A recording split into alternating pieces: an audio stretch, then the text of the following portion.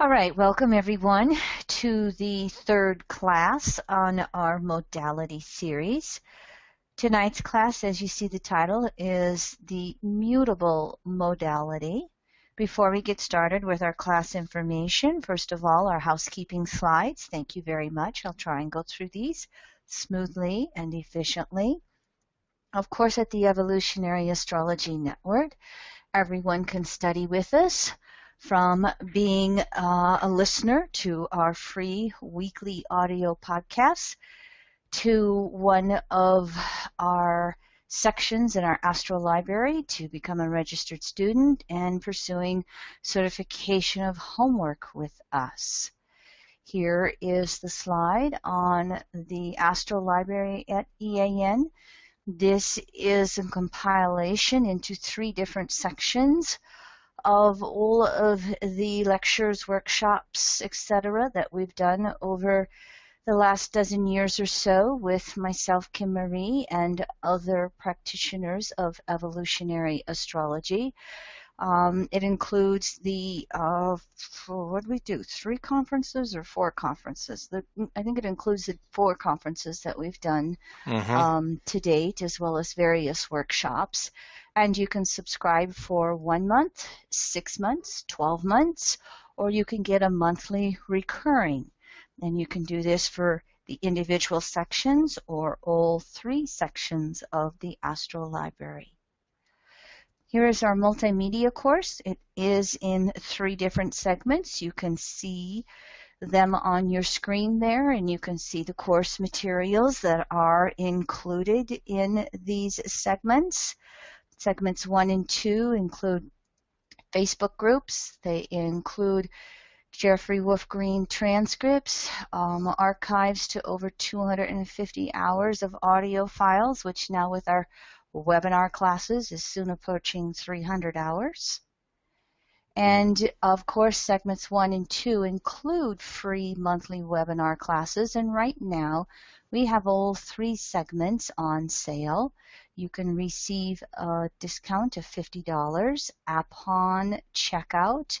You choose the item, and then when you're going through checkout, it asks for a coupon, and you enter the coupon code COURSE to receive $50 off. Here are future classes as we get done with the modality series, which you see up there. Next week, we're going to start in on the 4 elements, and you can see we'll do 2 in November, 2 in December. You're welcome to join us for that series as well. And so tonight's subject is going to be the mutable modality, which, as you can see from the glyphs on your screen, Gemini, Virgo, Sag, and Pisces. First of all, here, some basic explanations for you. In the world of evolutionary astrology via the Jeffrey Wolf Green method, EA will look at a sign, such as Aries, its natural house, such as the first house, and the planetary ruler of that sign and house, in this case Mars, as the single archetype in consciousness. Many times in more traditional astrology, we try to put a differentiation in the meaning between a sign and a house. And when you're looking at archetypes in consciousness, while there is a spectrum of meaning to the archetype, it is one archetype in consciousness. And therefore, again, in the world of evolutionary astrology, the sign, the house, and the planetary ruler are interchangeable. Also, in astrology, we know we have the 12 signs or the 12 archetypes of the zodiac. When we want to understand or interpret these 12 archetypes, one of the ways that we can learn to do this is through the division of the circle by the numbers 2, 3, and 4. Now, we can use numbers 0 through 12. You can even go beyond 12 if you want to. And that division of the circle by numbers is known as the harmonics of the numbers. When you divide the circle by 2, you have polarities. 3, you have the modalities. 4, you have the elements. Divided by 8, you have the phases. And when you put that whole combination together, that's where you come up with the variation of all the aspects that we see in the world of astrology. Now, the harmonics of 1 is when we have no division to the circle. This would also be a conjunction in the world of astrology if you looked at the aspects. When we have the harmonics of 2, we divide the circle in half. In astrology, it takes the 12 archetypes and divides them into the 2 polarities. And when you look at that, the 2 polarities, here's what you have. You have Aries, Gemini, Leo, Libra, Sag, and Aquarius as yang, or outward or active polarity, energy moving out from the center. And then you have the yin polarities, which is energy moving into the center, which are also known as passive. I have a tendency to use the words active, passive, because it shows you how energy is operating when you divide by the harmonics of 2. When we take the circle and divide it by the harmonics of 3, and we're dividing the circle into thirds, in astrology, this becomes the 3 modalities, and this is what we're concentrating on in this particular series. And so the 3 modalities are cardinal, which initiates, fixed, which sustains or perseveres, and tonight's subject, the mutable modality, which is adaptable, flexible, putting it all together.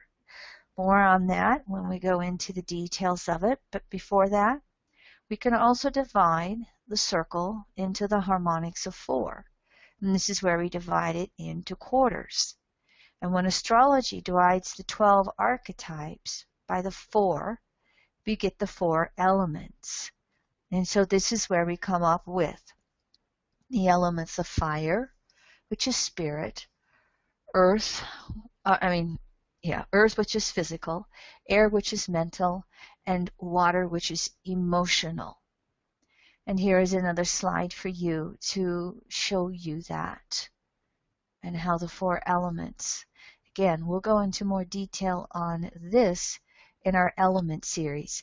What I'm doing in this series, working through the 3 modalities and the 4 elements, is again showing you the building blocks to the 12 archetypes. And when we're looking at the modalities, what we're working with is called a mode of action. Mode. It is a quality of action, if you want to. Sometimes the 3 modalities are also called the qualities in some astrological books. If you just look at these 3 concepts, cardinal, fixed, mutable. Cardinal, okay, this is somebody who's going to jump out of the chute, initiate things. Fixed, they're going to perhaps be slow, steady, persevering, stubborn. Mutable is as it sounds. It is the adaptable energy. And so as we go through this then and work with the mutable modality, again, we're going to be finishing up 4 of the 12 archetypes with tonight's information. And those 4 archetypes are Gemini, Virgo, Sag, Pisces. Now, underneath that, I could have written 3rd house, 6th house, 9th house, 12th house. Same archetypes. What I want you to look at here, though, on this slide that's in front of you, is how it divides up and mixes with the polarities and the elements. So Gemini and Sag, active polarities. Virgo and Pisces, passive. And then Gemini's air element, Virgo, earth. Sagittarius is fire. Pisces is water. So again, you take that circle, you have a 2, the polarity. You have a 3, a modality or a mode of action. And you have a 4, which is the elements, which is To me, how I've been describing it is it's more like a temperament. Air is mental, earth is physical, fire is spiritual, and water is emotional. And so as we move right into this material for tonight, in general, for all four of these archetypes, the mutable modality is always adaptable. It is ever changing. It's flexible. It is fluid and moving. It also surrenders. So cardinal in review is always out there initiating something.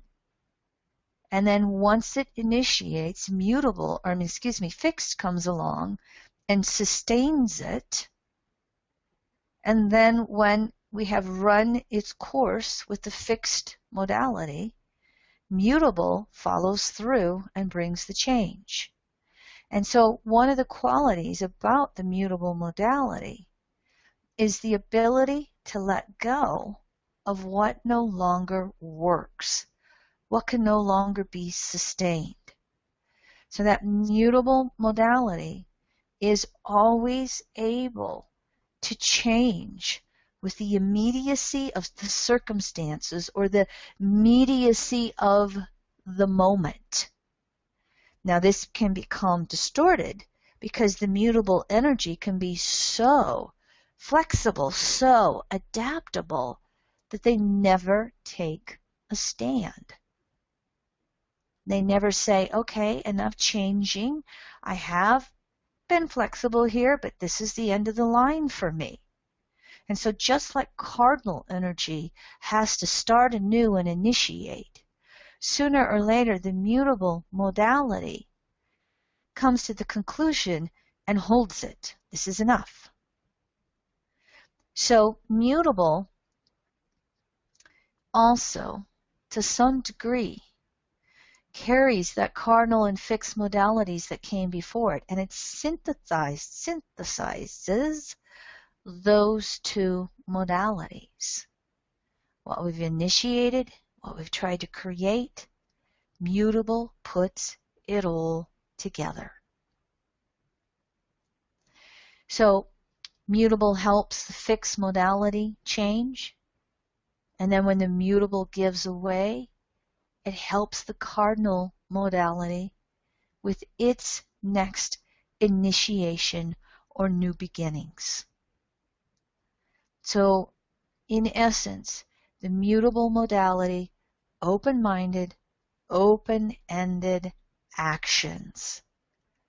And eventually it can keep acting, but again, as the last of the three modalities, eventually, even though it's open, it starts to get a flow of what it's going to put together and stay with.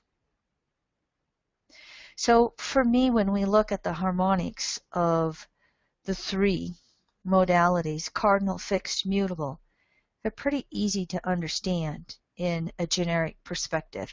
If you have any questions, you're more than welcome to raise your hand on the board and we'll address the question, or you can type in the Q&A area to Leroy. He'll answer your question as best as he knows or bring it to my attention if necessary.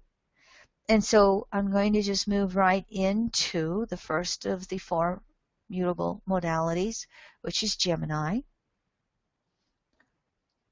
And so to repeat, the archetype of Gemini is the mutable modality, and it combines with the active polarity, energy moving outward, and the element of air, which is mental. So we would call Gemini active, mutable, air, polarity, quality, element.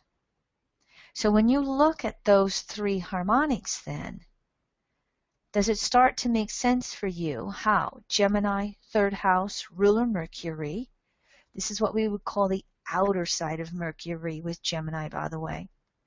Can you see how this brings in this whole concept of what we call the left brain conscious mind, element of air, active, mutable, all over the place. You can see how this brings about then how we think, how we speak, how we write, how we communicate in all its many forms through this archetype. And because it is an active polarity, the archetype of Gemini is about gathering the information, gathering the facts, gathering the details, looking for one more fact, one more detail to make sense of it all, mutable, put it together. So Gemini has an ability to see multiple paths, ideas, understandings. And you've heard of, Gemini being representative of the twins. Well, now you can understand where that comes from. Gemini, as a mutable archetype, is capable of holding the duality on any subject. Is it black or white? Is it right or wrong? And as a matter of fact, Gemini can hold, again, multiple opinions and ideas on any subject. And eventually what happens with the archetype of Gemini, as it is doing this consideration of all these many possibilities, eventually it will come to its own conclusion. This is who I am. This is who I'm not. This is my idea or understanding or opinion on this subject, and I can allow the others to fade away or be set aside. So Gemini can go through this active, wandering mental path, and eventually it comes to its own conclusions, its own ideas, its own stand. Now, some of the distortions that we'll see with this archetype is not being able to come to its own opinion, remaining confused, scattered, all over the place, here, there, everywhere. It can be very reactionary. How many times have you been in conversation with somebody who has a very active Gemini, Mercury, or third house, and you don't get halfway through your sentence and they're interrupting and a butt at it and bringing their opinion in? Again, it's almost unconscious for that Gemini archetype with the mutable modality. When they reach over to the Sagittarius polarity, that's where we're trying to calm down the reactionism and allow some of the intuition to come in. More on that with the Sagittarius archetype. But you can just see how the Gemini archetype through the mutable modality can get caught up in the game and just never stop. And how many of you been in a conversation with somebody with a strong Gemini mutable modality, and in the course of the conversation they're arguing one side of the equation and then they start arguing the other side, and they almost become that devil's advocate of arguing just for the sake of arguing. Again, this is where they are reactionary. This is where they are very unstable. And you can have this archetype get caught up in the outright lying in regards with words. Now, let me clarify. Every archetype, all 12 archetypes can lie. But you can see, perhaps, with the archetype of Gemini, how they can get so caught up in the duality or multiple options with everything that they go back and forth and back and forth and back and forth, and there can be the innocent lie distorting it. There can be the outright deceptive lies on purpose. Before I show us an example of a chart, is this archetype clear for everybody? We're concentrating on the mutable modality, but we're combining it with the active polarity and the element of air to create the archetype of Gemini. And if no questions, I'll move on, but just a moment to see if anybody has any questions on anything.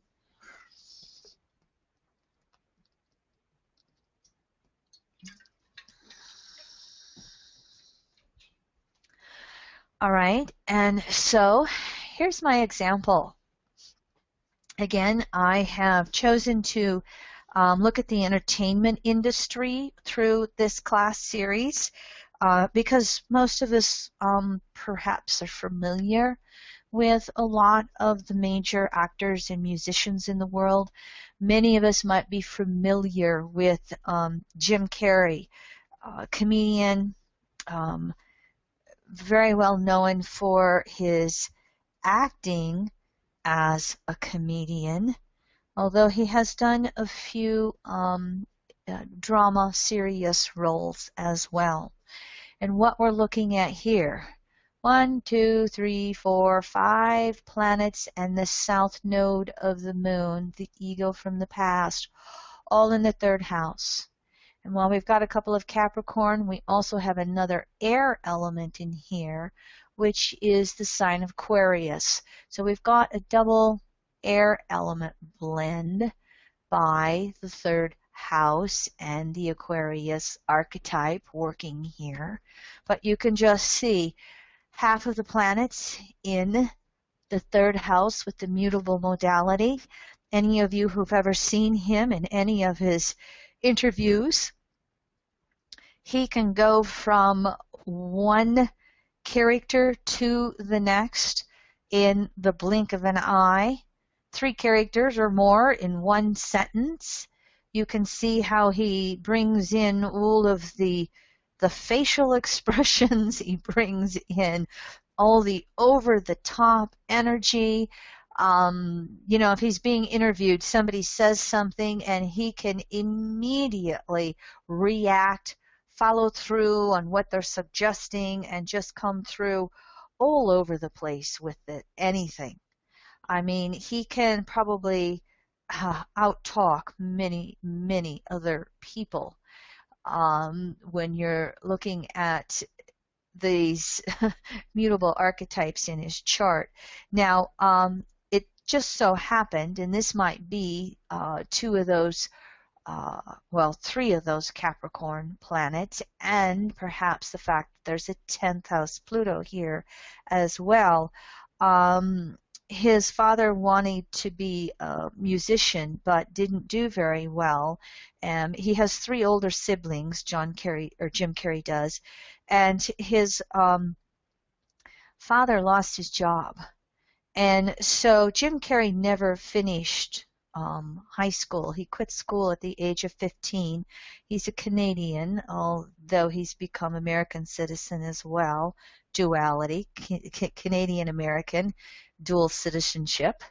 But his father, when he lost his job, they lost their home as well, and he went to work and held many jobs and never did finish high school. And one of the reasons why he also helped work was because his mother was too ill to work. And so he was kind of all over the place with everything. And he at some point, because his father had a background as a musician and a background of wanting to be in the entertainment business, so to speak, up in Canada, he was very proactive in helping Jim Carrey get some small roles and then larger roles and larger roles going on in up there. And then eventually he wanted to be an actor. He went for it, and he was successful in it. He wasn't successful right away, but his father was so supportive of him, he wouldn't really let him quit and made him keep going. Excuse me, everyone, I need to interrupt you. Leroy, I have just watched about, I don't know how many young men go into the garage. Would you please go check on them for me, honey, and make sure they're not getting on the internet for us? Thank you. And so, one other thing that I also wanted to share about Jim Carrey, and this can come through with this mutable air element combination. It's not the only way it comes through, but with the element of air, which is mental, we can sometimes see distortions with the mind. And so Jim Carrey has publicly revealed that he is someone who suffers from ADHD, attention deficit hyper disorder, if I have it right. I'm only looking at the initials of it. And he also battles depression. And so he's been very public with that. He was eventually on medications for it and then decided to get off of them, and he has stated publicly that he no longer takes medications or stimulants of any kind, to the point that he doesn't even take coffee or any caffeine because he's got such an overload with the mental area. He also is on a public level very much against children being vaccinated, feeling that, here's an opinion, okay, but he's been very public about it. He just really feels that there's so much toxins in vaccines and children given too many too soon that it really has an effect on their mental abilities. So I thought that was an interesting tidbit with this chart as well. Now, he also is a follower of the law of attraction. Those of us who've kind of been involved with the New Agey world, so to speak, are familiar with the law of attraction. That which is like unto itself is attracted. And so he used the law of attraction, and he used the law of visualization, as he called it, when he was working to be successful as an actor.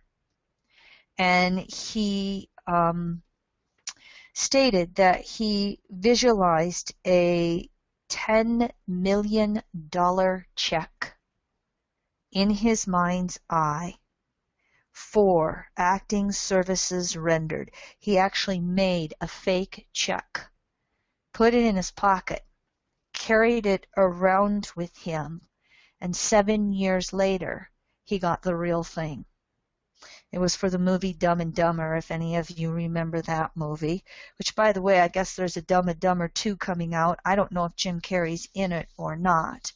But my point in what I've been sharing is just simply, any of you who are familiar with Jim Carrey in any of his comedy roles and that quick wit, that ability to just be so all over the place, this character, that character, all in the blink of an eye.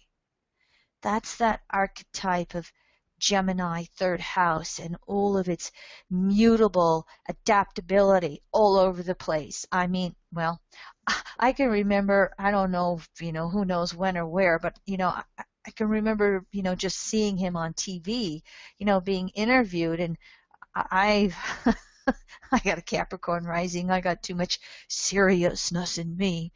And I'm like, holy Toledos, this guy would wear me out.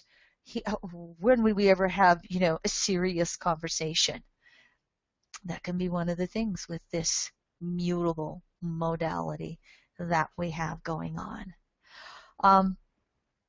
That's all I have to say. If anybody's got any questions or comments on this example, I don't know if I have Leroy back in the house yet or not. Do I have you back here, back on the board, Leroy? just made it, and we do have a raised hand on the board. Okay, go ahead. Go ahead, Robin. Are you? Hey, Kim, it's Robin with a quick question. I'd Mm-hmm. actually written you about this. Looking at this third house, I'm wondering if you could comment on, obviously we see a lot of Aquarian energy. Okay, that's going to be more air, but that's fixed air. And then, of Mm-hmm. course, we have the Capricorn, which could, create, I would think, looking at it like almost like a stiffness. Mm-hmm. Um, or a restriction to this. Now, of course, Mm-hmm. we also have the Gemini moon there, which of course is a big deal. Yep. But Yep. I'm trying just for a moment to ask a generic question, not necessarily for this chart, but just using it as an example. So if we could just kind of forget about the moon for a moment, I'm Mm-hmm. just wondering, with all that other energy in there, how should we look at it as students? Um, you know, you see where my confusion might be. It's like, okay, well, am I going to see that Gemini, or am I going to see that Gemini being restricted in some You're way? gonna look at it as a blend, okay? Like you said, Aquarius is fixed air, the fixed modality air, but it's in a mutable house. So we have fixed air and mutable air. And so that's how you're going to look at the blend of Saturn, the structure of consciousness, Jupiter, how they expand to simulate information, integrate it all together, Mercury, how they communicate. In other words, the mutable house, third house, is going to put more adaptability and flexibility to the fixed energy of Aquarius. You have a blend of fixed and mutable. So that fixed Aquarius is not as fixed as if it was in second, fifth, eighth, or 11th houses, which are the fixed modality houses. Right, right. Same thing with the Capricorn. All right. Capricorn's Earth, and because Earth is the fixed, or Earth is the physical element. Sometimes Capricorn is so interested in what's physically there, what's concrete. And you put that in the third house, and that physical element gets more adaptable.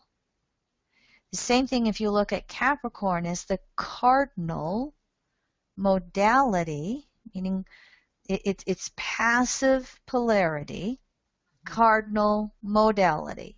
And that's for Capricorn, Cancer, as we talked in the first class, go back and forth and back and forth and back and forth, 2 steps forward, 1 step back, 2 steps forward, 1 step back. The mutable third house comes in and puts more flexibility to the cardinal modality of Capricorn as well.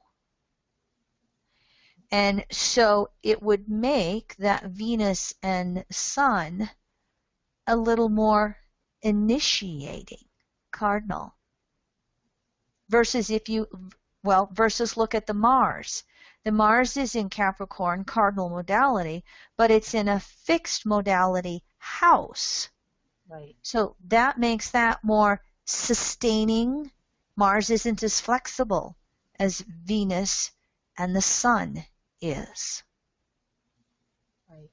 I see definitely what you're saying, but I guess in my mind, when you first look at that, you start to look at that and say, okay, but what's going to reign supreme? The third house. The third Okay. house. The Because third house. okay, Anytime you see 4, 5, 6 planets in one sign or one house, that's going to take on a predominant energy as an archetype. And as an archetype, it's either going to be active or passive polarity. It's going to be cardinal, fixed, or mutable. And it's going to be one of the 4 elements. So if there was one, so just to finish up, so if there was one planet in that house, and let's Mm-hmm. just say it was Capricorn, say we just had a Capricorn sun in there. Mm-hmm. Obviously, you have to blend the Capricorn, cardinality, Earth with the mutability, air, but it wouldn't be as strong, right? I mean, that Gemini energy wouldn't be as strong then. Correct. Correct. Okay, now I can understand. Okay. Correct. And the Gemini moon adds to all this picture. Of It course. further, after 5 planets in a node in Right. the third house, a planet in Gemini, okay, is just going to come in and be part of the picture. Absolutely. So what you've really got is you've got 6 planets in a node in the mutable modality that we would call the Gemini archetype. Right. Right. Thank you. You're welcome. You're welcome. Good question. Anyone else on the board? Leroy, you might want to mute. Just to remind everybody, too, that nothing happens in a vacuum here, because you have to always observe and correlate with the client to really find out, where this is all coming from. So I'm sure if you had Jim Carrey sitting in the chair across from you, it wouldn't take long to figure that out, but observe and correlate it all the time. Oh, when you bring the Jim Carrey client into you as a practicing astrologer, they never shut up. This is an archetype of somebody who's just yak yak yak yak yak yak yak yak yak yak yak yak and every and active mutable air yak yak yak yak yak yak, and eventually you're just gonna go. What I say is, you're paying me to listen. Would you like to pay me to talk? You might have to quiet them down. And if that doesn't do the trick, I eventually say, shut up, my turn. So, any other questions before we move beyond? Go ahead. As another, Right. could you talk about that square, that Neptune square to all that third house, as either a mitigating factor, or how would you read that? Okay, well, this is getting into chart interpretation, but I'll address it for you, okay? There's Neptune square the nodes. Remember he said he battled with depression? Neptune square the nodes. Uh-huh. And so sometimes he is all that mutable modality energy in the third house is just running. But with that Neptune square, it has no foundation. And, the guiding light, so to speak, in this chart is having 2 planets in the 10th house, one of them being the soul itself. That helps him with grounding. This is a soul who could go off the deep end with, alcohol and drugs with that Neptune square. And remember what he said? He's so overly stimulated with all that Gemini archetype that he doesn't even do coffee. It's just too much. He can't ground it. Thank you. And so the Neptune would just overly emphasize the confusion unless he's grounded. And from the perspective of evolutionary astrology, for anybody who listens to this, when a planet is square the nodes, you look for the last planet that moved over the node. Nodes travel clockwise in reversing order through the houses in zodiac. So you start with Neptune and you go in that clockwise fashion, and the first node you come to is the north node. So Neptune must ground itself in deeper philosophical understandings of who self is versus who it's not, 9th house. And then that's going to allow this Gemini energy to settle down. That's how you'd look at the chart. Any other questions before moving on?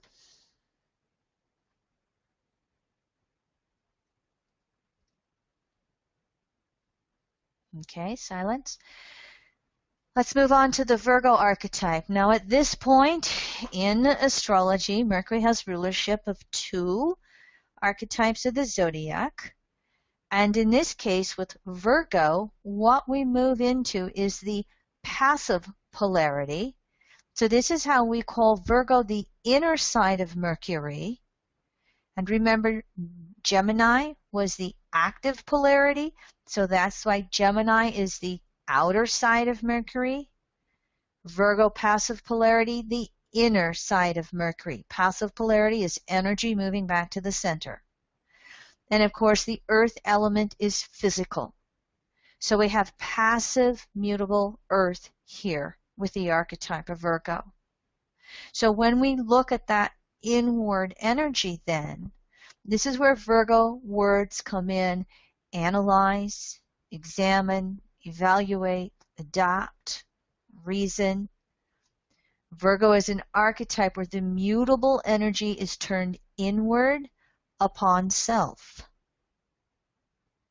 And with the element of earth or physical, one of the key words with the earth element is practical. For those of you in the element series, we'll learn that one. And so that energy turned inward on self, analyzing and examining, it's trying to come down to a practical common denominator. So this archetype then becomes very self-reflective, works through self-improvement. And of course, we learn the word humility with Virgo following Leo. But you start to see how that word actually fits into the archetype of Virgo. Energy moving inward. And as I look at myself, what would I like to improve about myself? Many times with the Virgo archetype, we want that self-improvement to be something with the body, something physical, earth element here. So this is where this Virgo modality starts to work with health, healing, and on a non-physical, well, on both physical, non-physical levels, the devotion abilities. That ability to serve self and another and society. So we're trying to have this adaptation with not only ourself and our physical body and our own healing. We then want to share it with others as well. Now, there's a lot of distortions that will come with this archetype, and a lot of this is due to the distortions of the patriarchal principles upon the planet. For those who are not aware of this, the patriarchal principles excluding me versus you, superiority, inferiority. And Virgo will have a tendency to take on the inferiority side of the complex because as it examines itself inwardly, passive polarity, it can see the areas it needs to improve. And so it will recognize where it's not perfected yet, where it is incomplete. So it will have a tendency to go towards the inferiority side of it. And inner criticism can be followed through with outer criticism. Inner and outer criticism will both work with this archetype. And so the matriarchal principles of giving, sharing, and including are what we would many times know as natural law in EA. And as we are working to become whole and heal, it's neither extreme of patriarchal or matriarchal principles. Matriarchy has to learn how to stand up for itself when it's being attacked. So there's a balance between matriarchal, patriarchal principles. And this is something that is pondered. There's another Virgo word. That's something that is pondered through this archetype. And what can happen is one of the distortions is the sadomasochism, and it belongs to the Virgo and its polarity Pisces. And this is where we have guilt linked to atonement. I've done something bad, or I've been conditioned to believe that, and so I must suffer for it. Or we have guilt linked to anger, where we are angry at someone else judging us. And so both sides of that will fall into the picture. Virgo, while it's energy moving inwards, it's mutable. And if it gets it can have an inner outer criticism. It can have the atonement anger. It can be both the sadist and the masochist. That's where that mutability comes in. And we can have Virgo bouncing back and forth on both sides of that sadomasochistic equation. We can have the mutability of Virgo, while it will have a tendency to go towards the inferiority side, it can also be the superiority side. It can, instead of always being passive, the mutable, it can turn that evaluating ability out there on everybody else. And it can start, picking apart someone else. Again, those are not the natural expression of this. It is due to the distortions of the patriarchy. But that mutable modality to this archetype can put it all over the place. When you're looking at that archetype of Virgo through the mutable modality, and we look at the other, we can look at everything that's wrong in the other, or everything that's imperfect in the partner. That's where EA will sometimes call Virgo the cup half empty versus the cup half full.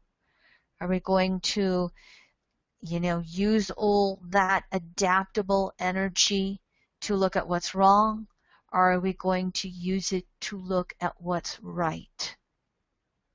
And therein lies a beauty of Virgo, even though it is that earth element, which is what is in front of my face, what's manifested. The mutable energy allows it to change. Again, the beauty of the mutable modality is that it's not stuck. It can shift. It can evolve. That's one word I didn't get in the slides, but the mutable modality is very much related to the concept of evolution, change.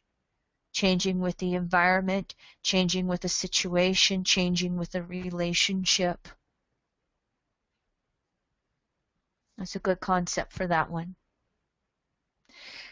So, simple or somewhat simplified enough, Virgo says, to move on to a chart example. And again, by now you might be getting the flow that as I've been picking these charts out, I've been going on a kind of intuitive level and going, oh, this person has entered various archetypes that seem to exemplify some of that. Now, here's this chart example that we are working with.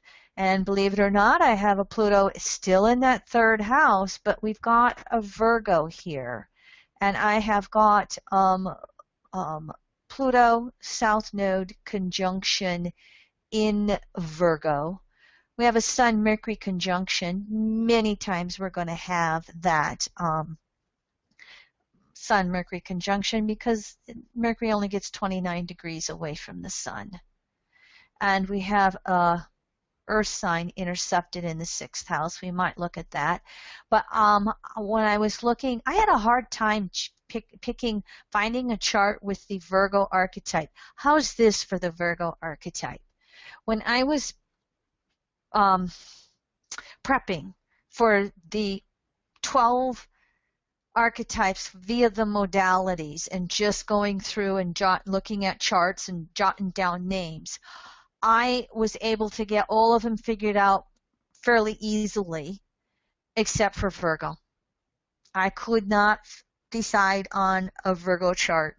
And I had looked twice, and I looked again this week as I was prepping for the mutable modality, and I thought, I got to look at some more charts. And so I just started thinking of people who had some Virgo type things in their life. And all of a sudden, I thought, oh my gosh, Jennifer Lopez had such criticism in the public about relationships. And I looked up the chart and I saw that she had the Pluto South Node conjunction in Virgo. And I thought, there we go. And she also at one point, oh gosh, I don't even remember what it was. I never used to watch TV at all until I got married and got a husband and a kid. And now I seem to, I have a child who loves to watch award shows, although he's a young adult now. We still watch them. And so I started watching those with him, and he turned us on to the American Idol, which she does. But I remember at one point there, I don't even know what it was, but there was an award show, and Jennifer Lopez was singing and dancing, and plop, she fell down in the middle of her act and had to quickly get back up, and it was all over the media of how she made that mistake. Now, obviously, she's not the only one, but she seems to have attracted her share of public and media attention from a quote unquote negative perspective. One of the areas was when she was in relationship with the actor Ben Affleck.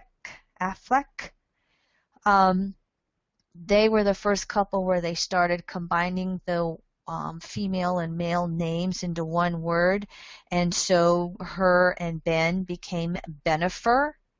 And as I was researching her life, both her and Ben Affleck said they had such criticism from the press about their relationship. They did one or two movies together, and those were critically criticized as well. And they said they had so much criticism from the press that it had a big effort on destroying their relationship. Now, she's known from being born in the Bronx of New York to Puerto Rican parents. She's the middle of three girls. I can't remember what the parents did. They both worked. They weren't real fortunate, but the parents really pushed hard work for the girls. They instilled that within them. In addition to that, they instilled in their girls dance and exercise and all that type of stuff, and Jennifer took off in that area. When she told her parents that she wanted to become an actor, their comments were that that was a really stupid idea, and no Latinos became actors.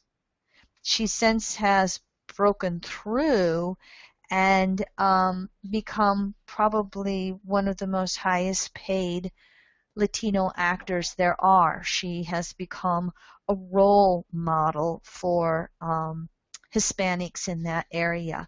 She also, as I had done some research on her history, has become known for inventing herself several times. Made it in the movies and then had movie flops, and then brought herself back out again as a singer and had flops, and then brought herself back out again on American Idol. And so my point is, can you see how what you can observe of her, how she is just continually working to adapt and change and self-improve. And I mean, if you've seen any pictures of this woman now, I mean, I'm sure there's probably been a fair amount of plastic surgery and who knows what else, but she's prettier than she's ever been. And she is probably at some of her most successful again. Now, Pluto South Node conjunction in Virgo, this has got to be a repeating pattern for her.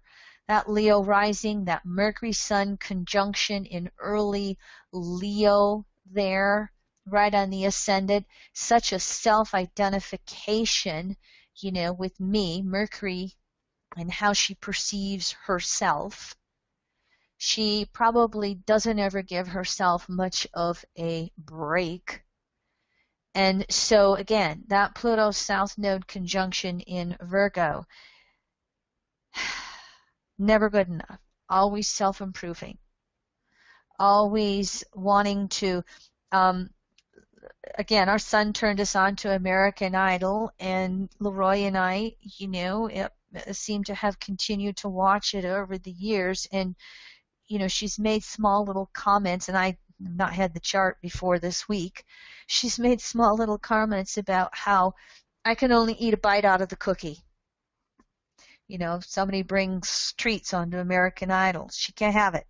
So just there's some parts of that Virgo energy and Pluto Virgo, that is so strict from that perception, and there probably needs to sometimes be a little lightening up of that Virgo energy that we have going on there.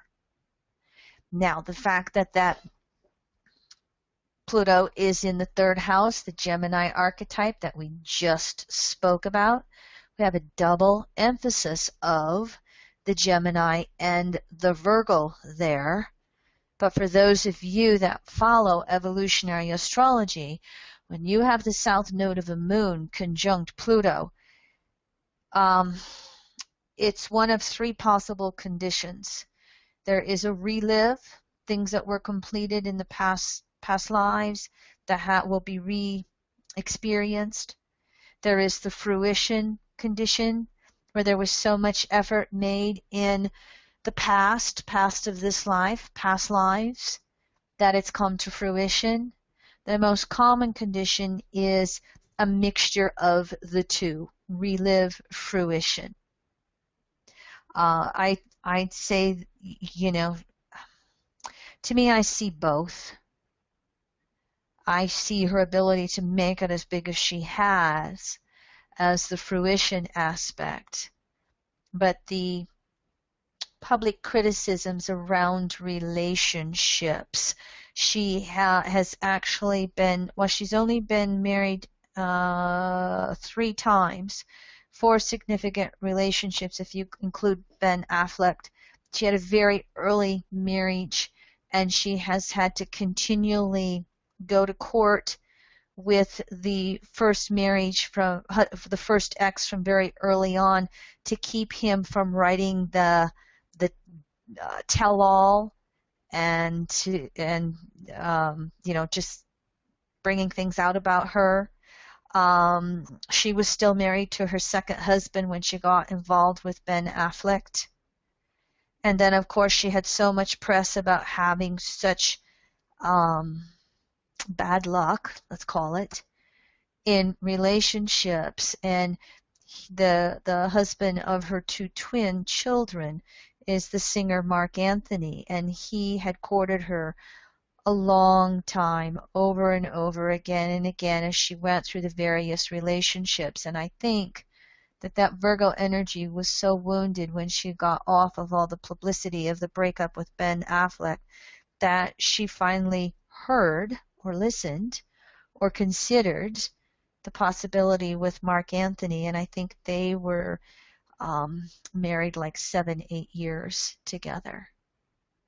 So again, here the mutable archetype of Virgo is the change to self-improve. Oh, I should say, in regards to, her own public service work, she is a big supporter of non-traditional families. She had gay people in her family of origin, so she was supportive of that. She's also done, I didn't copy those down. I didn't print those out. If I'm remembering correctly, she's also been supportive of different organizations that really help the Hispanic community come through in America.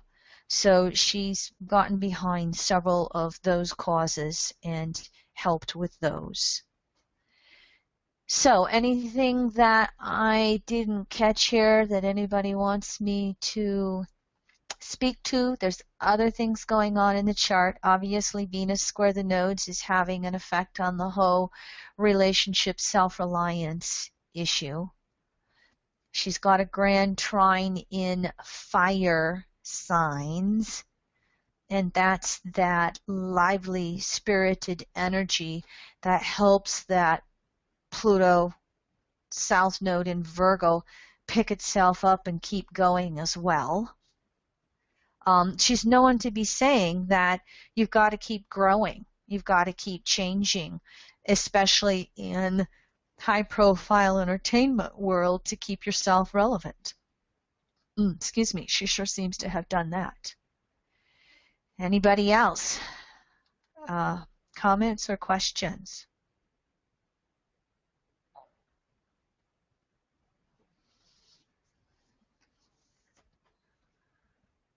Silence is okay, even from Leroy, but I'm going to stop and take a drink.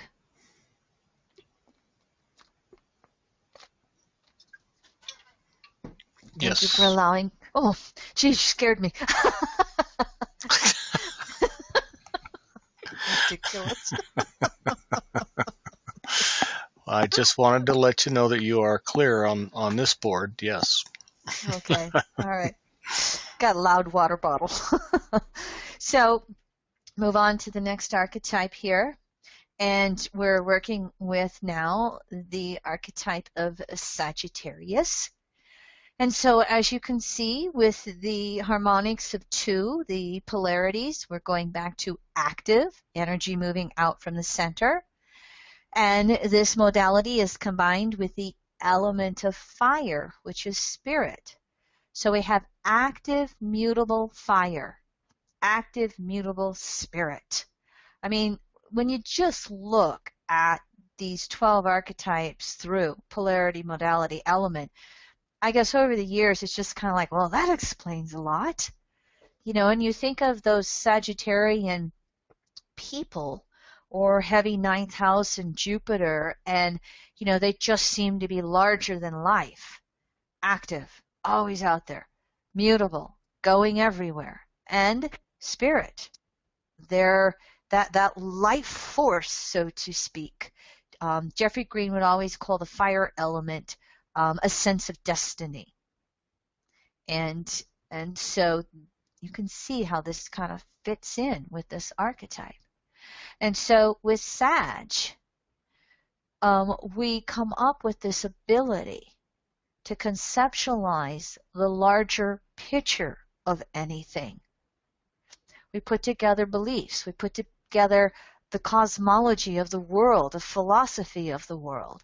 And you can start to see where it will bring in the intuition. And so Sag is that seeker of truth and that ability to expand its understanding of what is truth. And in EA, we look at this as personal truth, which is a version of the truth that may or may not have complete, universal, or timeless truth in it. So we all have all 12 archetypes within us. So we'll all have that Sagittarius archetype somewhere where we have some of these personal truths that we are pondering on our way to the whole picture of what we call universal timeless truth. So can you see how Sag, through the polarity modality element, becomes the teacher, the preacher, the salesperson, the seller of a concept or belief, or the seller of the vacuum cleaners door to door. You can see how that all comes together. Now the mutability here is, You know how what will happen with Sagittarius is it will look at its own personal truth as the whole truth. And via that polarity, Gemini, somebody, that mutable air, will come in and pop a bubble on their truth. And so then what happens is Jupiter Sag Ninth has to expand to a larger understanding of something. And so it's like Sag is continually expanding in its world, and expanding of being able to assimilate stuff in its world as it expands its understanding of its world. Now, because it is that active polarity combined with mutable and fire, it is the freedom seeker. Can you see how the mutability makes Sagittarius restless? The grass is always greener on the other side. Can you see how active polarity, mutable fire, they're just the explorers wandering all over the planet, or all over, outward or inward. The eternal student, always searching for a deeper understanding of something. That mutable energy has them always, wanting to expand intuition. What will happen when this archetype is distorted is they become the know-it-all. They are as good at debate as the polarity Gemini is at switching it up into another fact and another detail. Sag will become the great converter, convincer, radical, zealous. Sometimes what I will say with this archetype is, are you a teacher or a preacher?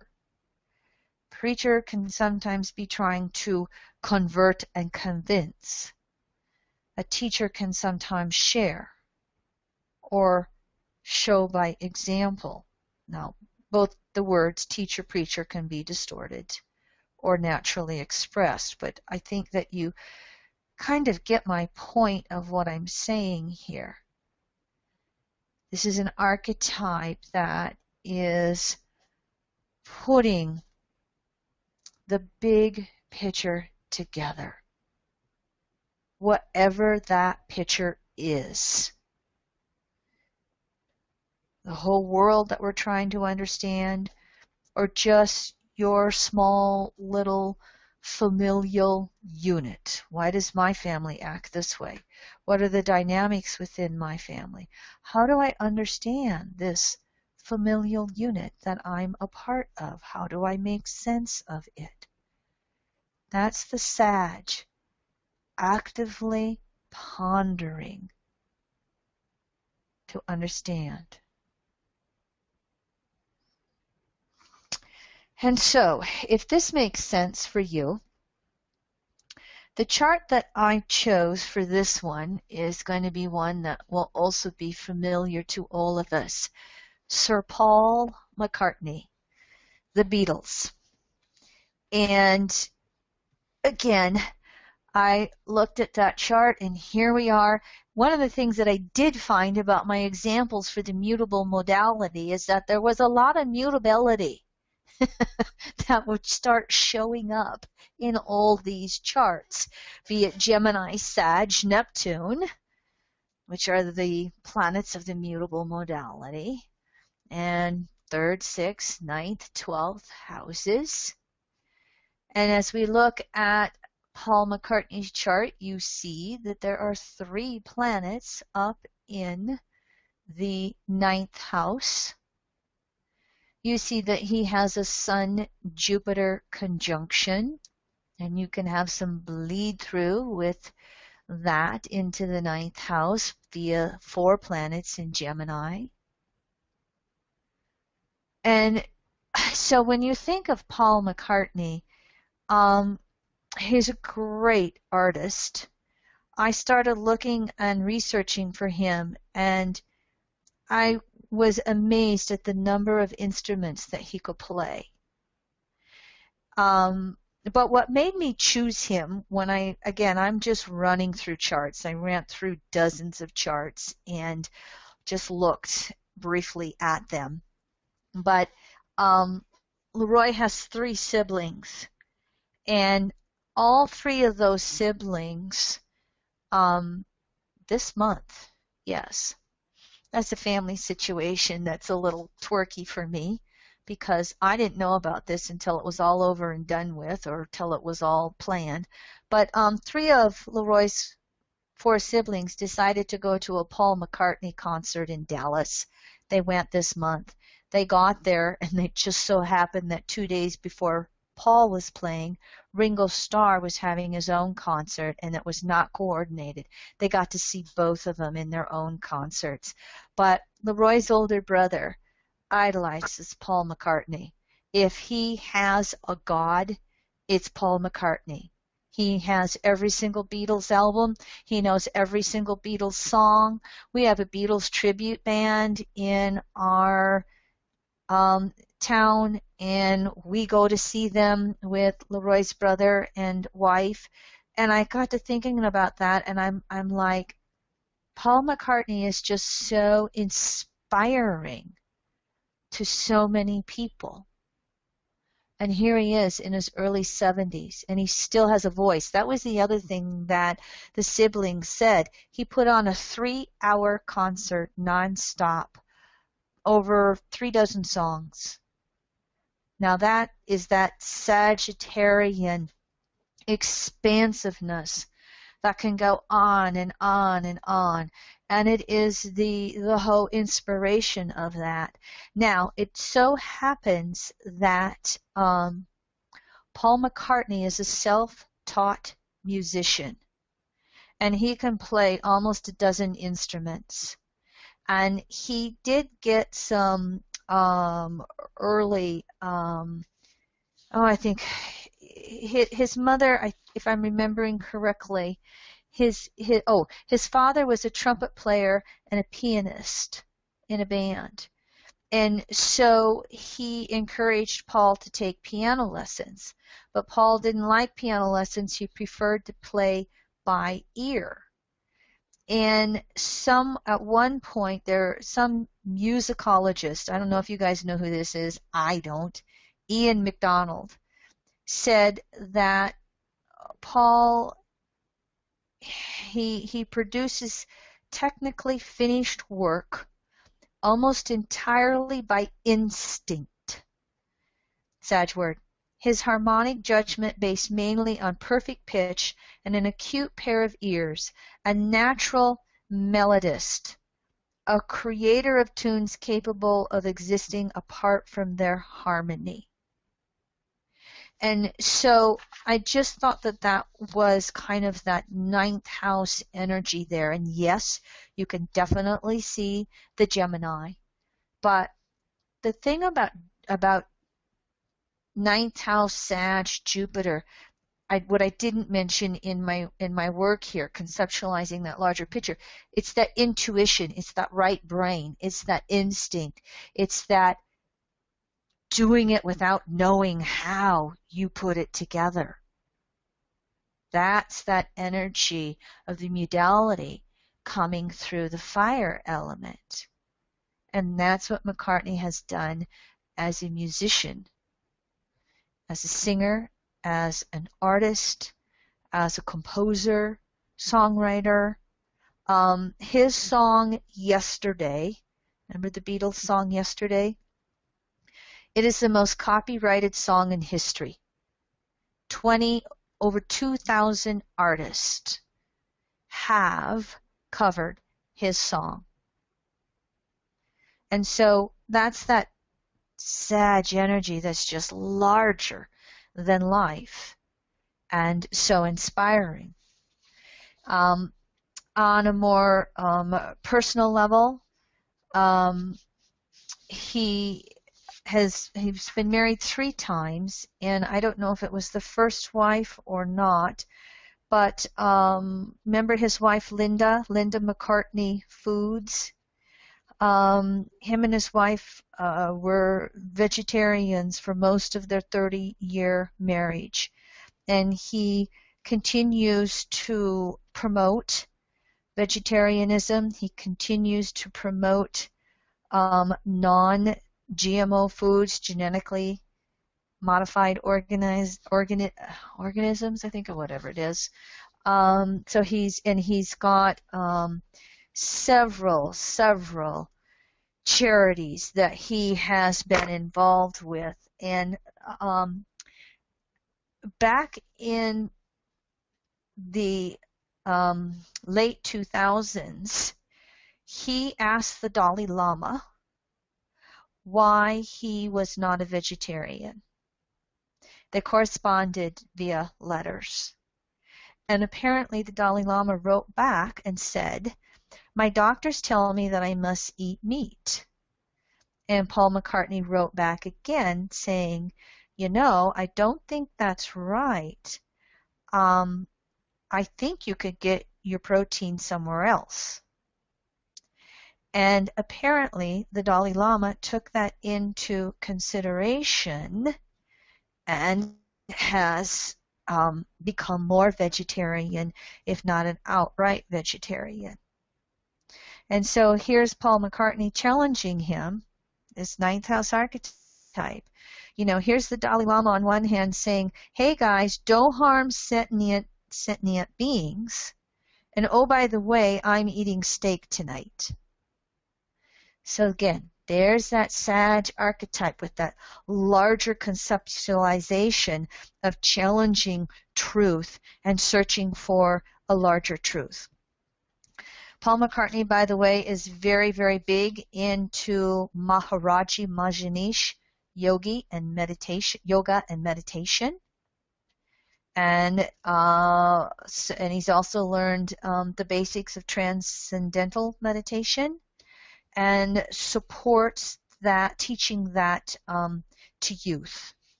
And so, let me see if I have any other points that I came across.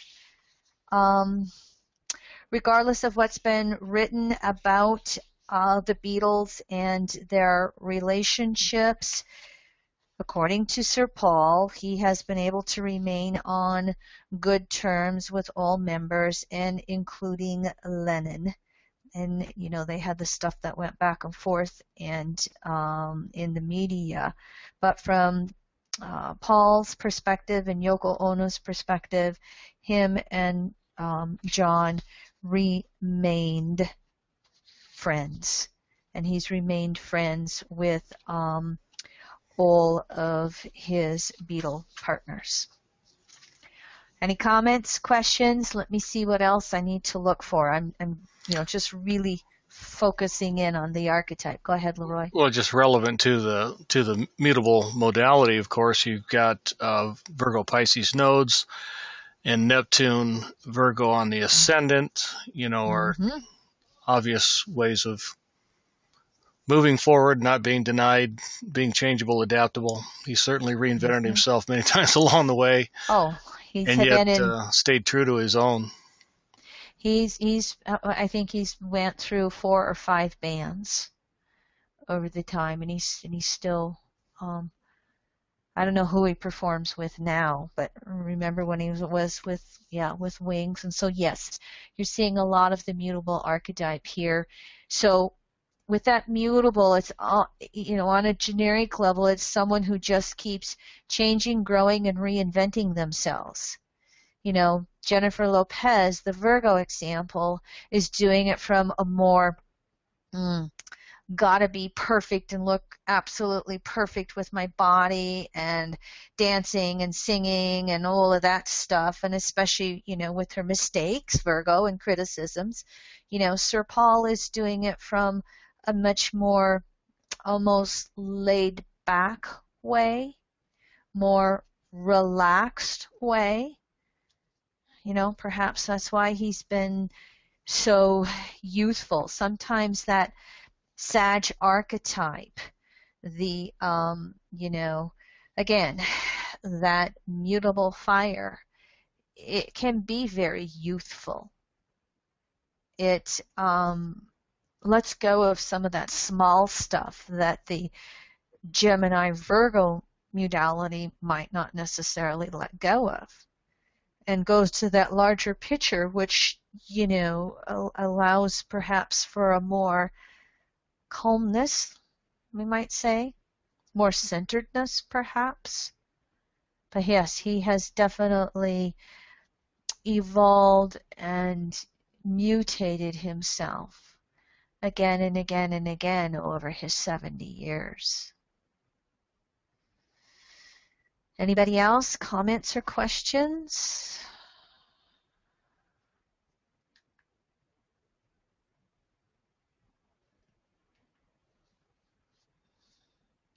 If not, we'll move on to our last archetype. And here is Pisces. And of course, its ruler Neptune in the 12th house. Here again, the harmonics of 2. We move into the passive part of polarity, energy moving back to the center. And now we combine the mutable modality with water, which is the emotions. So Pisces is passive, mutable, water. And what we know is Pisces being the last of the archetypes. Here we are going to get to the ultimate truth, universal truth. While Sag is seeking it, and it can find it and understand it, many times that Piscean energy can come in so many ways just knowing it. All of the mutable modalities have a surrendering quality to them. With Pisces, it's surrendering to source. And it's surrendering on emotional levels. Surrender, mutable modality, passive polarity. And how many of us, as we've learned in evolutionary astrology studies, with the patriarchal distortions, there's been this separation of spirit and flesh. So flesh equaling the physical and emotional bodies, and spirit being the mental, spiritual bodies. And one of the things that we've learned in EA is that evolution takes place through the emotional body. Evolution relating to change, adaptation, mutable, and the emotions, when it comes through in Pisces, is that the connection, the path to source energy is surrendering on that emotional level. And when we do that, then we really fall into this concept of transcendence. We let it all go and surrender to finding that inner peace. Source is found within us, passive polarity. So of course we know these Piscean words that we'll call intuition. It falls in Pisces as well as Sag. But also the psychic, the mystic, clarity, just being able to tap in on the deepest possible levels. As we look at Gemini as left brain and Sag as right brain, sometimes we'll call Pisces whole brain. Again, this is the mutability of this archetype is being able to take in all the archetypes that came before it. So when we're working with this, the water element. Water has no boundaries. Water needs a container. That's why it has a polarity to earth. We'll work with that in the elements. But so with Pisces, when we're working with boundaries and we're doing that surrender to source, that's where we call it that thinning of the veil, the thinning between physical and non-physical, that fluidity, water element to move back and forth. And many times Pisces has to look for healthy boundaries because it is so fluid, because it can be so thin between one world and the next. And Pisces can be one of those archetypes where there's no boundaries at all. Some of the distortions that'll come through this archetype: disillusionment, confusion, depression, being lost, wanting to escape. And this is when this archetype does not have that ability to connect in with source. Because it's passive polarity and it's the element of water,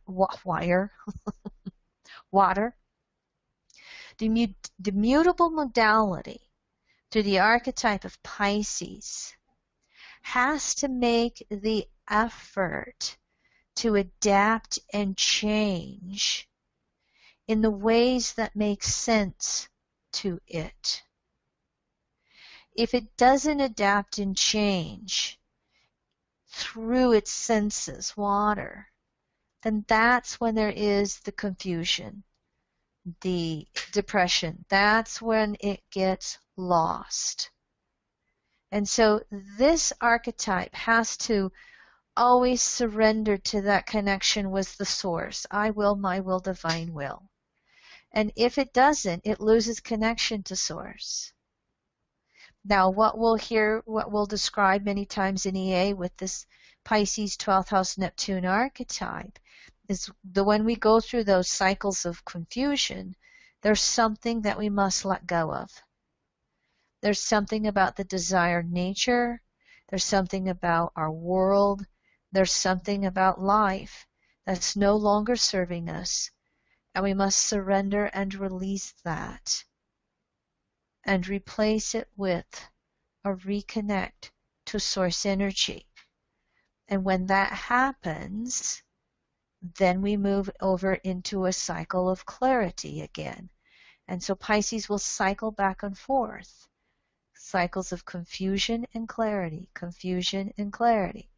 There's the mutability going back and forth in that way.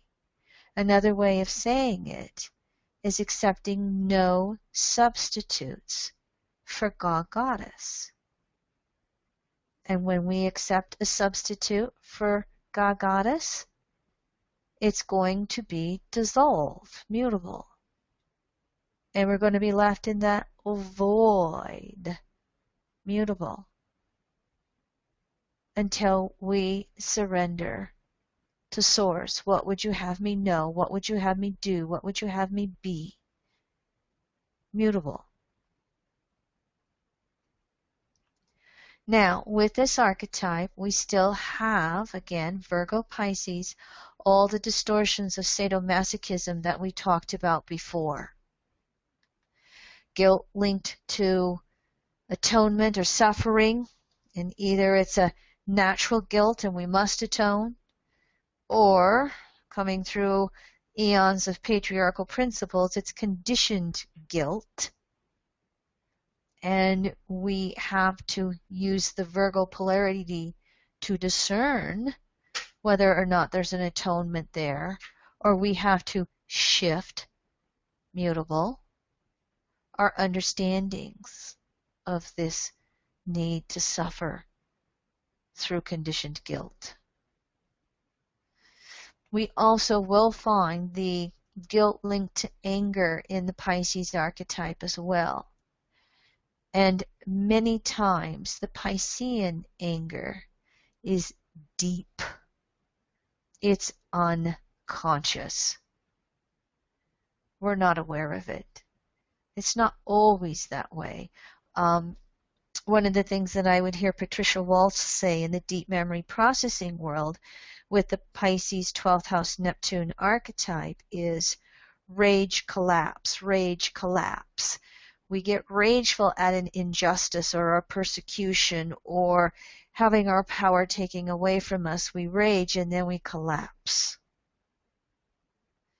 That's that mutability. That's the adapting back and forth between the two.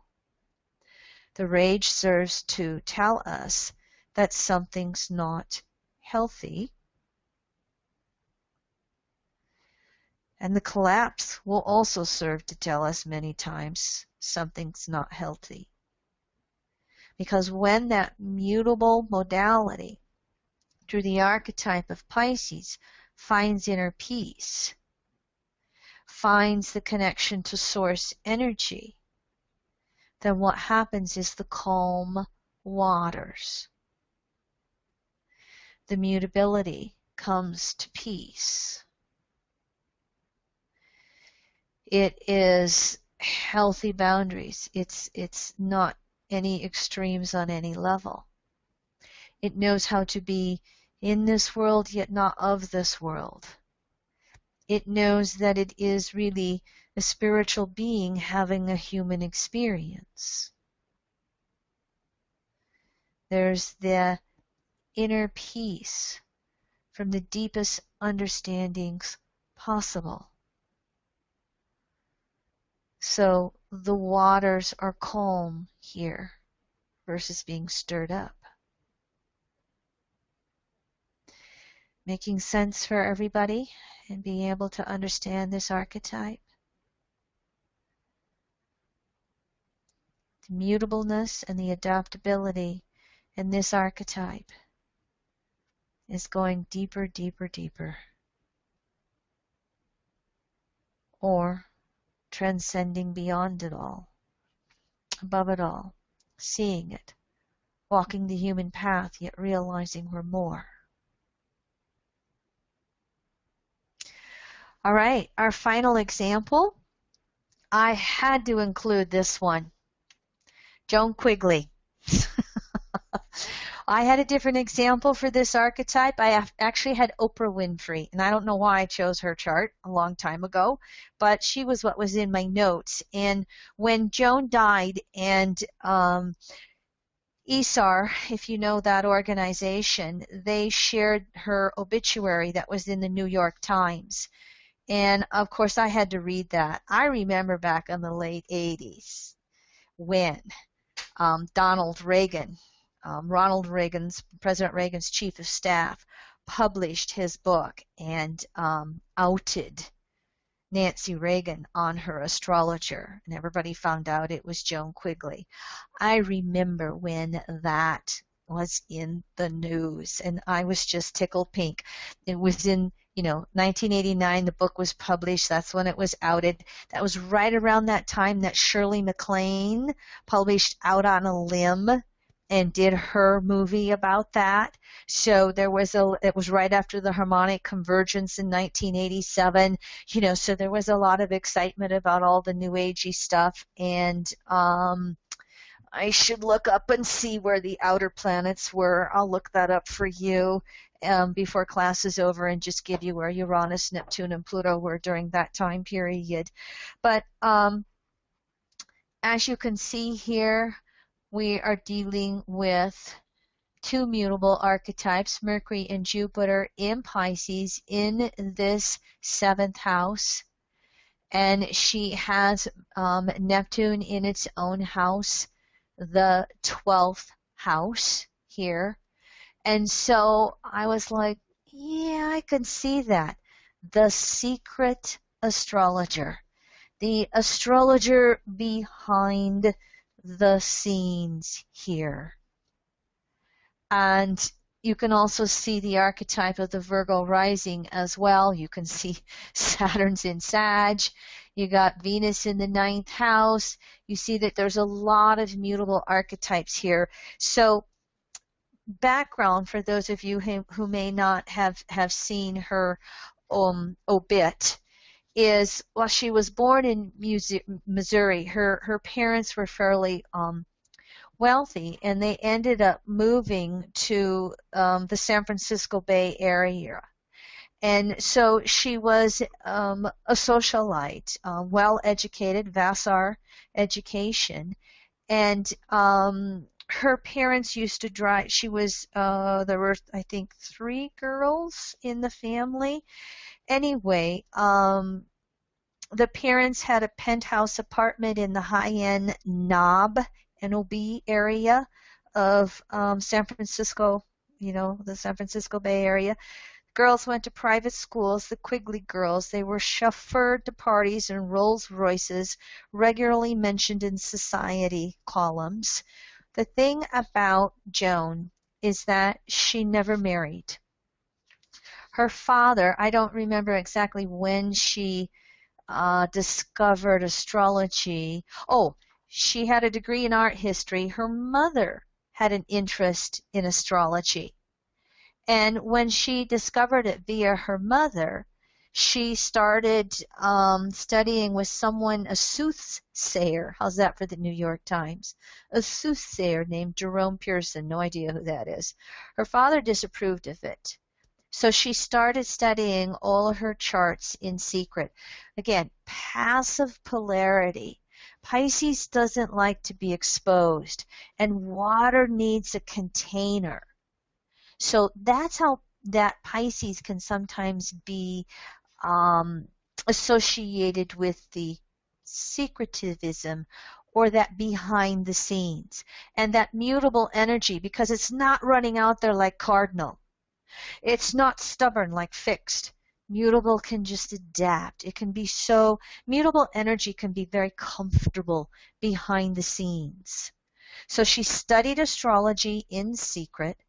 She never ever married because she ran in the socialite circles. She she ran in the circles of Mrs. Reagan. She worked on Ronald Reagan's campaign in 1980.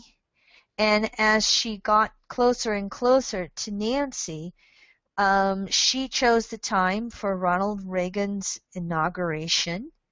Mrs. Reagan put her on a monthly retainer back in the 1980s of $3,000 a month.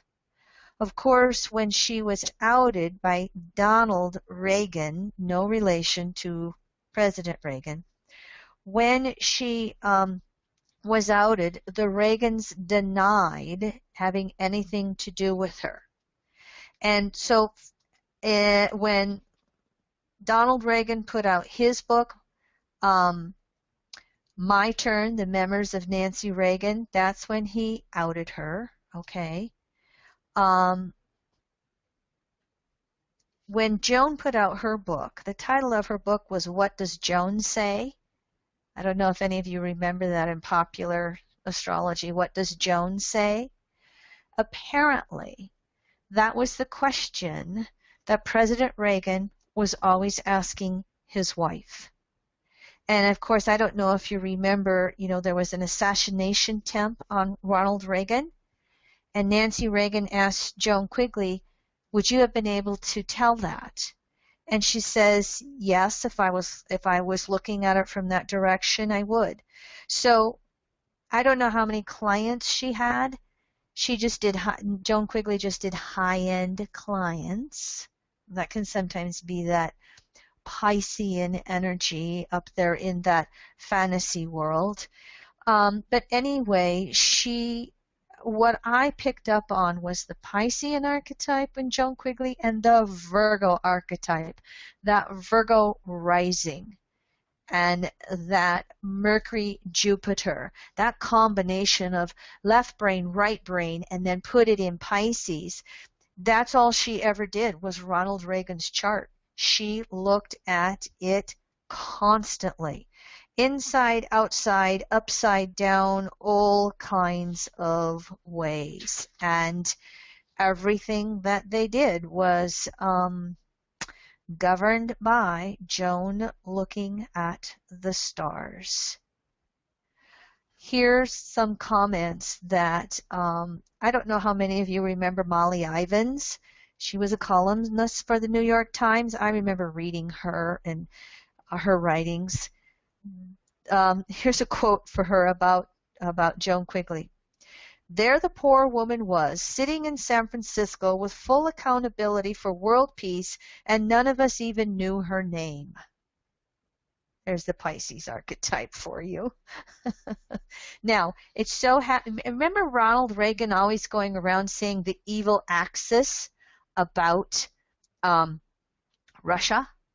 Well, Joan Quigley also looked at Gorbachev's chart and saw a lot of Aquarian energy in there and saw him as being very intelligent.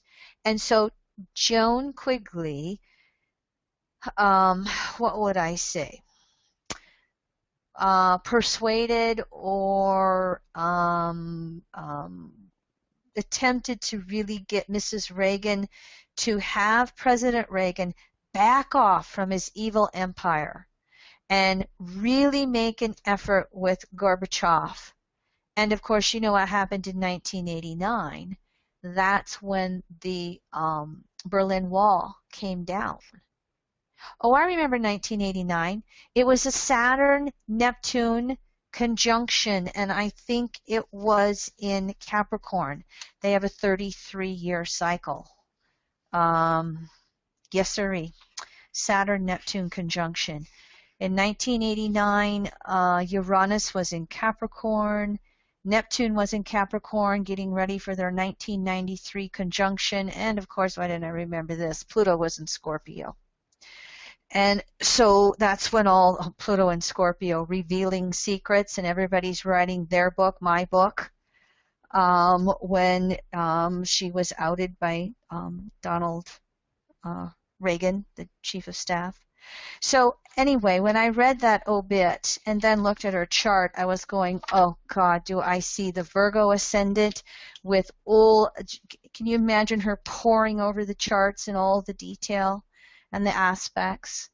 And then that Piscean descendant, the secret relationship with the First Lady and having to intuitively guide her, as well as set the appointments. Joan Quigley, Mrs. Reagan had a private line installed to the White House that Joan could call whenever she wanted, and she had a private line to Camp David installed as well. So there's some of the background as you're looking at all of these mutable aspects. You can see the Saturn, Sag, third house. I just see this left brain, right brain all over the place. But again, what I'm really picking up on is that Piscean energy behind the scenes, calling the ultimate shots. The Molly Evans quote. So, comments or questions from anybody about what I shared in this chart? Now you have Joan Quigley's chart. She passed away this last week or so, if for those of you who are not aware of it. And she did write for a popular astrology magazine. I'll see if I can find out which magazine that was. But if anybody has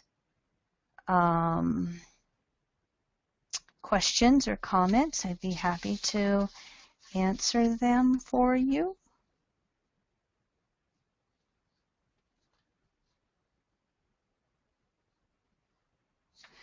I must have read that somewhere else. I'm not seeing which astrology magazine she wrote for. I do remember her name back in the 80s with astrology. I might even have that book, What Does Joan Say? I don't remember. I've never read it if I do. So, again, comments, questions from anybody? Pretty quiet on the board, Kim, but real nice information. It's nice to cover some of these archetypes and these modalities, in reference to some of these more famous people that we kind of know. Yeah, that's kind of why I chose famous people, and I will probably do this as well for the elemental series, because it saves us the background. I can give the background, you know who they are, you start to see the planetary archetypes come alive for them. And of course, there's a lot more we could discuss with this chart, but I'm just zoning in on specifics. And Neptune in its own house, but it's in Leo, and all of a sudden all that Piscean energy being exposed into the spotlight, Leo, and the Virgo rising lashing right back, and many people feel that Joan Quigley had the last word when she produced her own memoir book. Mm-hmm. Mm-hmm. Just as a reminder to everybody on the webinar tonight, we are sponsoring that 4 Elements series, and you can enroll in all 4 of those series upcoming here beginning November 5th with the fire element by going to our website, go to the educational webinars page, look for the 4 Element series. You can get your enrollment there. Again, one registration link from the webinar service will get you enrolled to all of the events, all 4 events. You'll get all the reminder emails, by the way, with that enrollment. And so, again, pass it along and join us. We're going to have fun with the 4 Elements here in November and December. Oh, and by the way, another reminder, if you've purchased the fall series, of course, disregard all that because you're already enrolled. Mercury Direct. Thank you. Appreciate that, Leroy. All right, everyone. I hope this has been an enjoyable modality series for you. And my intent, again, has been to just go through the 12 archetypes. And rather than just doing the Aries, Taurus, Gemini, I thought I would mix it up between the modalities and the elements, because it is the juice that puts the archetypes together, and it kind of it energizes your mind to really look at how each of the 12 archetypes is a polarity, a modality, and an element. And the modalities are how we act. So elements are our temperament. And so, again, we're putting the 12 archetypes together from a more interactive way of doing it from my perspective. So thank you for joining me and allowing me to do it from this way. And I look forward to connecting with you on the Elemental series. And at this point, we'll just say good night, adios, sleep well, or if you're